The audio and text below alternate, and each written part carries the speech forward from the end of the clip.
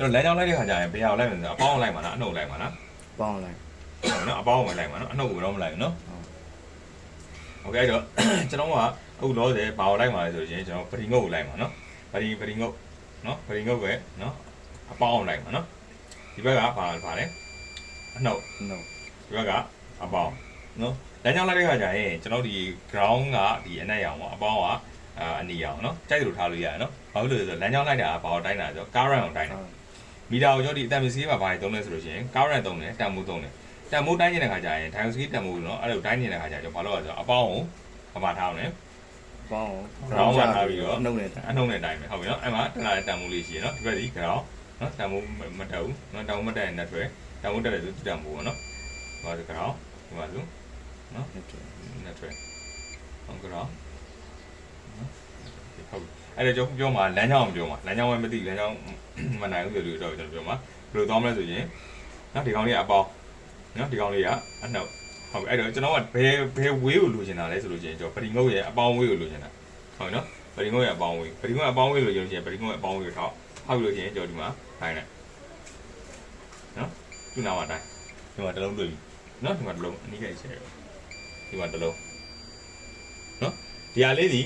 သူ့ရဲ့ဝေးပရိငုတ်ရဲ့အပေါင်းဝေးဟုတ်နော်ပရိငုတ်ရဲ့အပေါင်းဝေးမလို့အတန်မီရအတန်မမီရဲ့ဘက်ကဘာလဲအနှုတ်ဘာလို့အနှုတ်ဖြစ်ရလဲကျွန်တော်ဘာကိုတီထားလို့လဲအပေါင်းကိုတီထားလို့အပေါင်းကိုတီထားပြီးတော့ကျွန်တော်အနှုတ်ကိုတိုင်းလို့ရှိရင်အတန်မီလားမီမီဘူးဟုတ်နော်အနှုတ်ကိုအနှုတ်မှာထားရင်အနှုတ်မှာတိုင်းအတန်မီရဟုတ်နော်ဒီဘက်ငုတ်ဒီပရိငုတ်ဒီအနှုတ်နော်ဒီဘက်ငုတ်ဒီကျွန်တော်ကပရိငုတ်ရဲ့အနှုတ်ဖြစ်တယ်နော် ground wave ဒီကောင်ရဲ့အပေါင်းဝေးအနှုတ်မှာတီးပြီးတော့ကျွန်တော်လိုက်တိုင်းလို့အတန်မမီရဲ့ကောင်ဒီအပေါင်းဝေးဟုတ်နော်အပေါင်းမှာတီးပြီးတော့အနှုတ်ကိုအနှုတ်ကိုတိုင်းလို့အတန်မမီအနှုတ်ဝေးနော်အပေါင်းမှာတီးပြီးတော့ဗတိရဲ့အပေါင်းဝေးမှာတီးပြီးတော့ကျွန်တော်လိုက်တိုင်းကြည့်လို့အတန်မီရဲ့ကောင်ဒီဘာဝေးလဲအပေါင်းဝေးဟုတ်နားလဲနော်အဲ့မှာဆိုကျွန်တော်ဒီပရိငုံလားလေးချက်နီးကလေးရိုက်ရောနော်ဒီမှာဆိုလို့ရှိရင်ကျွန်တော်ကဒီမှာသူ့ကိုတီးမယ်တီးပြီးတော့ဒီမှာတိုင်းနိုင်မယ်ဒီမှာ capacitor တစ်လုံးဘာလို့ capacitor ကိုပြောလဲတစ်ဖက်တည်းအပေါင်းဖြစ်ပြီးတစ်ဖက်တည်းဘာဖြစ်နေလဲအနှုတ်ဖြစ်နေတယ်အဲ့ကြောင့်အဲ့ capacitor โอเคပြီးဒီမှာတော့လုံးရှိအောင်မယ်ကြည့်လိုက်မယ်ဒီမှာတစ်လုံ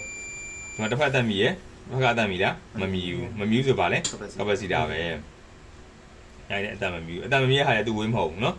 โอเคအဲ့မှာကျွန်တော်ကြည့်မယ်ဆိုရင်ဒီမှာ diode လေးလုံးရှိမယ်မဟုတ်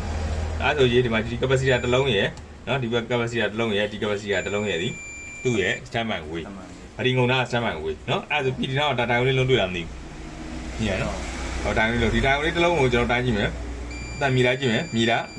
ညီနေတယ်ညီနေဆိုရှင်3လုံးရှိပါပြီဗဒီငါးမှာရှိတဲ့ capacitor 2လုံးရယ် diode လေးတစ်လုံးရယ်ကိုခံထားတာဟုတ်ပြီနော်ဒီဟာလေးက FPD လို့ခေါ်တာနော်ဒါတော့ထားရတော့ခွာယူကတိုင်းလို့ရမယ်နော်โอเคအဲ့ဒါဆိုရင်ဗဒီငါးမှာရှိတဲ့သူ့လမ်းကြောင်းကျွန်တော်မသိပါဘူးလားသိပါပြီ diagram လို့လားမလို့ဘူးတိုင်းတာနော်โอเคအဲ့တော့ကျွန်တော်ဒီကောင်တီးပြီးတော့ကျွန်တော်ပေါင်းစီဝင်းတဲ့ကိုဘယ်နှဝေးရောက်လဲကျွန်တော်တိုင်းကြည့်မယ်နော်အဲ့တော့ဒီကောင်အပေါင်းဝေးကိုတီးပြီးလို့ရှင်ဒီမှာဒီပေါင်စီဝင်းထဲမှာလိုက်တိုင်းမယ်ရှိတယ်ပေါင်စီဝင်းထဲမှာရှိရဲ့ component လေးလိုက်တိုင်းမယ်ဒီမှာတစ်လုံးတွေ့ပြီဒါလေးကပါလေးလေအပေါင်းဝေးအပေါင်းဝေးဒီဘက်ပါလေအတမမီဘူး component ဒီတစ်ဖက်ကအပေါင်းတစ်ဖက်ကနှုတ်ဖြစ်ပါလေအဝါလေးလေးဖြစ်တယ်ဆိုပါလေးလေ capacitor ဒီမှာအတမမီဘူးဒီဘက်တိုင်းကြည့်မယ်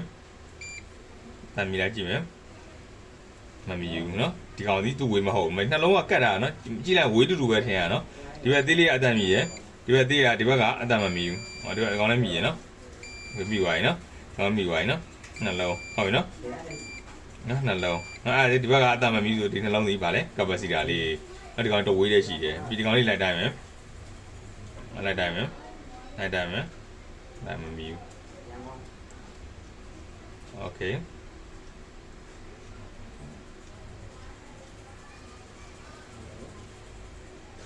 คဟုတ်ပြီအတမမီဘူးเนาะတမမီသူ့ဝေးမဟုတ်ဘူးကျွန်တော်ဗတိငုတ်ရဲ့ standby weight ဒီပေါင်ချင်တာကိုဘယ်နှ point ရောက်လဲပေါင်ချင်တာဘယ်နှ point ရောက်လဲအနည်းဆုံးဘယ်နှ point လဲအများဆုံးဘယ်နှ point လဲ4 point เนาะ3 point 4 point เนาะသို့မဟုတ်အများဆုံး9 point 10 point ရှိရဟုတ်ပြီเนาะအဲ့တော့ကျွန်တော်ခုဒီမှာ light တိုင်းချိန်မှာဘယ်နှ point တွေ့ပြီလဲဒီမှာတစ်လုံးနှစ်လုံး3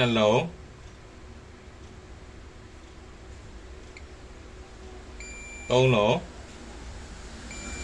4လုံး5လုံးဟုတ်ပြီနော်5ပေါင်တွေ့ရနော်โอเคအဲ့ဒါဒီဘာဝေးလို့ခေါ်လဲ standby weight ဖတိရဲ့အပေါင်းဝေး standby weight ဟိုအားဖြင့်ဘယ်လောက်ပို့ဝေးလဲ 3.7 ဖို့ဝေးဟုတ်နော်ဒါဒီကျွန်တော်ပေါင်စီရဲ့ကိုရောက်တယ်ဝေးအခုအဲ့တော့ကျွန်တော်စတမ်းဝေးဒီဘယ်နှစ်နေရာရောက်လဲ HYC ဘက်လိုက်ရဲ့ချခြင်းရဲ့ဟုတ်ပြီနော်အဲ့ဆိုရင်အခုကျွန်တော်နောက်တစ်ခုထပ်တိုင်းမယ်ဒါပေါင်စီကိုသိပြီးသွားပြီဆိုလို့ရှိရင်ကျွန်တော်မှကြည့်မယ်ဘက်လိုက်ကိုကြည့်မယ်နော်ဘက်လိုက်ကိုကြည့်မယ်ဘက်လိုက်ဒီဘာလို့ပေးတာလဲ LCD ကိုအလင်းပေးတာဟုတ်ပြီနော် LCD ကိုအလင်းပေးတာနော်ဒီကောင်ဒီဘာပွိုင်းလဲအနှုတ်ကိုတီးတိုင်းတော့အတန်မြည်တော့ဘာပွိုင်းလဲအနှုတ်ပွိုင်းအတန်မြည်တော့ဘာပွိုင်းလဲအပေါင်းပွိုင်းဟုတ်ပြီဒီမှာကော်စီတိုင်းနှလုံးတွေ့ရကော်စီတိုင်းနှလုံးအဲ့ကော်စီတိုင်းနှလုံးနိုင်ကြည့်မယ်ဒီမှာအတန်မြည်ရတစ်ဝိုင်းဒီမှာအတန်မြည်ရတစ်ဝိုင်းဒီဘက်မမြည်ဘူးဒီဘက်မမြည်ဆိုပါလေတစ်ဖက်အတန်မြည်ပြီးတစ်ဖက်အတန်မြည်တော့ကော်စီတာဒီကော်စီတိုင်းနှလုံးလေးခံတယ်ပြီးတော့ဘယ်လိုသွားလိုက်ကြည့်မယ်အတန်မြည်ရဟုတ်ပြီနော်အတန်မြည်ရဒီဟာလေးကပိုင်းစီလေးလေဘလိုက်စီကိုဝင်ဘလိုက်စီဟုတ်ပြီနော်ဒီ socket လေးကဘာ socket လေးလဲ AC socket ဘာလို့ AC socket လို့ပြောလဲဘေးနားပါရှိလို့လဲအာလုံးလေးရှိလို့ဟုတ်ပြီနော်ဒီဟာလေးသူ့ရဲ့ဘလိုက်စီကိုဝင်ဘလိုက်လို့ခေါ်တယ်ဘလိုက်စီရဲ့အဝင်ကိုသွားတာထွက်ဖို့သွားတာပရိငုတ်ကဘလိုက်စီရဲ့အဝင်ကိုသွားတာထွက်ဖို့သွားတာဘလိုက်စီရဲ့အဝင်ကိုသွားတာဟုတ်ပြီနော်အဝင်ကိုသွားဆိုဘလိုက်စီရဲ့အဝင်ဒီမှာအတန်မြည်နေတယ်ဒါဒီ capacitor လေးတွေပါလဲဘလိုက်စီရဲ့အဝင်မဟုတ်ဘူးလားအဝင်နောက်အဝင်ပါရှိသေးကြည့်မယ်ရှိသေးလားမရှိတော့ဘူးဟုတ်နော်အဲ့ဒါဆိုဒီကောင်လေးနဲ့ဝင်လာတယ်နော်အဲ့ဒီโอเคအဲ့ဒါဆိုဘလိုက်စီအဝင်ကိုကျွန်တော်သိပါပြီဟုတ်နော်ဘယ်ကဝင်လဲဘလိုက်စီအဝင်ကိုကျွန်တော်ဗတိငုတ်ကဝင်တယ်ဟုတ်ပြီနော်โอเคပြီးနောက်တစ်ခုဘယ်နေရာဝင်သေးလဲခြာခြင်းဝင်သေးတယ်โอเคဒီကခြာခြင်းစီဟုတ်ပြီနော်6ချောင်းခြာခြင်းစီဒီဘယ်နားနဲ့ဘယ်နားမှာရှိလဲအမြဲတမ်းအာသွင်းကောင်းသားရဲ့ဗတိငုတ်သားရဲ့မှာရှိတယ်ဟုတ်ပြီနော်ကျွန်တော်ရေဝင်ပြတဲ့နေရာ3ခုလေးမှတ်မြင်မလားအဲ့တော့ကျွန်တော်ခြာခြင်းတိုင်းမယ်ဟုတ်အတန်မီရတော့လေဆရာဖုန်းလားဟုတ်အတန်မဝင်နဲ့